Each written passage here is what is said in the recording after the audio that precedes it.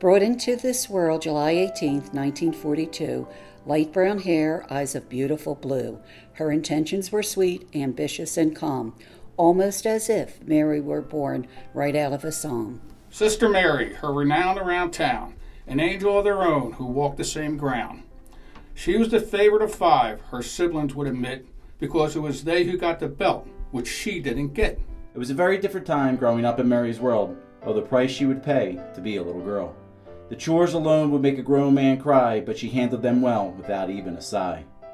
Constantly cleaning the convent and church, where her purpose and meeting she would unceasingly search. It was a common vow she would alter to a nun, but gave promise in a vow and delivered a son. Children, alas, became her mission and goal, fruitful from 21 to 38 years old. Danny and Timmy were her first two sons. Then there was Mary and Sean, and the list goes on. Therese and Denise were no surprise. They evened the number between girls versus guys. So soon to follow were Suzanne and James. It's the eighth wonder of the world how they managed to maintain. Then, with more than a single year in between, they planned one more and named her Janine. 9 in total if they had just stopped at that.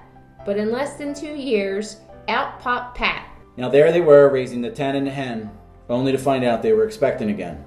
But 11 children in all just seemed kind of odd, so it is believed that the twins are a blessing from God. And when it came time to consign, she chose one so divine, and the other was combined with a momentous shine. There's 2 more she can scratch off the list. She unmistakably held them, Joe and Chris. Mom did everything at will and without a single complaint. It is no wonder why most would utter, "Your mother's a saint." Her dedication is rare, her love is ironclad. She invested time and money, plus everything she had. She raised them well and taught them to do right, regardless if every now and again one got into a fight. It was certainly not the Brady Bunch residents down on Moreland Road, but she always had the right medicine when emotions began to explode. Undisputedly, Sundays and mamas are always the best, or whenever we show up for the usual fest. Come as you are is how she welcomes you in. Count your blessings and proceed to dig in. Roast beef and potatoes, the usuals on the plate, and oh how that coleslaw made it too tough to wait. Among many members, many conversations begin. Mama dips out and into the kitchen. Because no meal is complete without her tasty treat. That's why she tops it off with a Weinrich's pastry sweet. While dinner, dessert, and conversations are fun, the night is young and we only just begun. It's out to the patio and bring your wine, 'cause we straight rockin' it out at Mary's after 9. This is where dancing and swaying are a part of her game. The night is to be had and she is the dame. But her responsibilities are immense, and her days tend to be tense, so she calls for it to be calm, to convey her somnolence. Nighty-night is just what she'd say. I must admit it's been a fabulous day. But tomorrow is near and I must make the dough. So please turn out the lights before you go. The following mornings she would get up and drive, off to do her 9 to 5.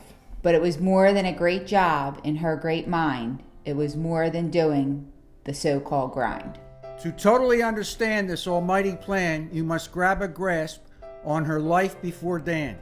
Turn back to the start of her story, before the kids and all the glory, to a place where she developed her flawless orient while wiping down the pews and quarry.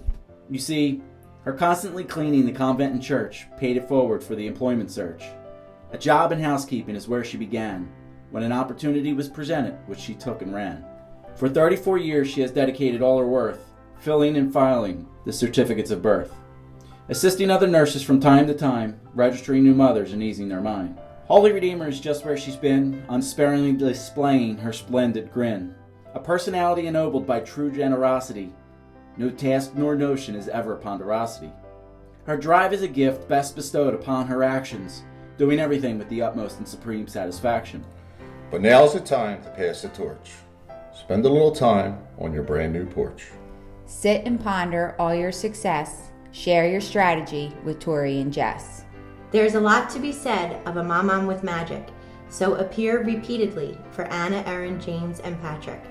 Don't break stride with your unvarying visits. Lisa and Joey will find them exquisite.